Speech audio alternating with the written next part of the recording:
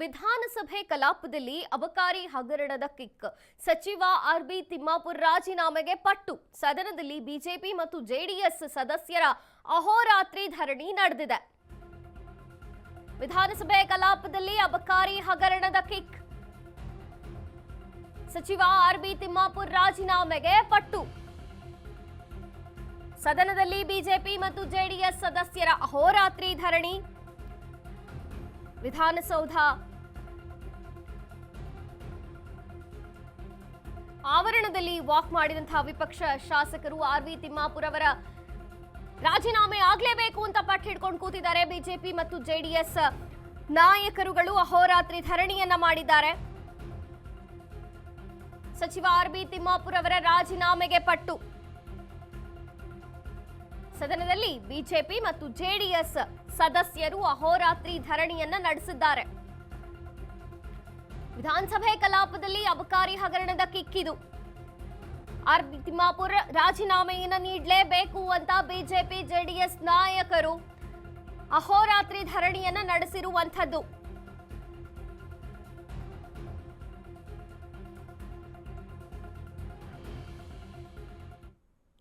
ಅಬಕಾರಿ ಸಚಿವರ ರಾಜೀನಾಮೆಗೆ ಆಗ್ರಹಿಸಿ ಅಹೋರಾತ್ರಿ ಧರಣಿಯನ್ನ ಮಾಡುತ್ತಿದ್ದಾರೆ. ಬಿಜೆಪಿ ಮತ್ತು ಜೆಡಿಎಸ್ ಸದಸ್ಯರ ಅಹೋರಾತ್ರಿ ಧರಣಿ ಇದು. ಅಲ್ಲೇ ಆವರಣದಲ್ಲೇ ಇದ್ದು ವಾಕ್ ಮಾಡಿಕೊಂಡು ಚಹಾ ಕುಡ್ಕೊಂಡು ಇರುವಂತೆ, ಜೊತೆಗೆ ಆ ಅಹೋರಾತ್ರಿಯನ್ನ ಕಳೆದು ಧರಣಿ ಮಾಡ್ತಿದ್ದಾರೆ ಅಲ್ಲಿನ ಬಿಜೆಪಿ ಜೆಡಿಎಸ್ ನಾಯಕರು. ಆರ್.ಬಿ. ತಿಮ್ಮಾಪುರ್ ಅವರ ರಾಜೀನಾಮೆ ಆಗ್ಲೇಬೇಕು ಅಂತ ಪಟ್ಟು ಹಿಡ್ಕೊಂಡು ಕೂತಿದ್ದಾರೆ ವಿರೋಧ ಪಕ್ಷಗಳು. ಅಹೋರಾತ್ರಿ ಧರಣಿ ನಡೆದಿದೆ.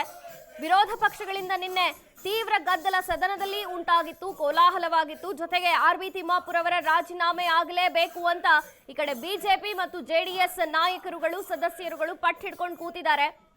ನೋಡಿ, ದೃಶ್ಯಗಳಲ್ಲಿ ನೋಡ್ತಿದ್ದೀವಿ. ಅಲ್ಲೇ ಭಜನೆಯನ್ನ ಮಾಡ್ತಿದ್ದಾರೆ, ಹಾಡುಗಳನ್ನ ಹಾಡ್ತಿದ್ದಾರೆ. ಜೊತೆಗೆ ಅಲ್ಲೇ ಹಾಸಿಗೆ ಹಾಸ್ಕೊಂಡು ಇಡೀ ರಾತ್ರಿ ಅಹೋರಾತ್ರಿ ಧರಣಿಯನ್ನ ಮಾಡಿದ್ದಾರೆ. ಆರ್.ಬಿ. ತಿಮ್ಮಾಪುರ್ ರಾಜೀನಾಮೆಯನ್ನ ಕೊಡಲೇಬೇಕು ಅನ್ನುವಂಥದ್ದು.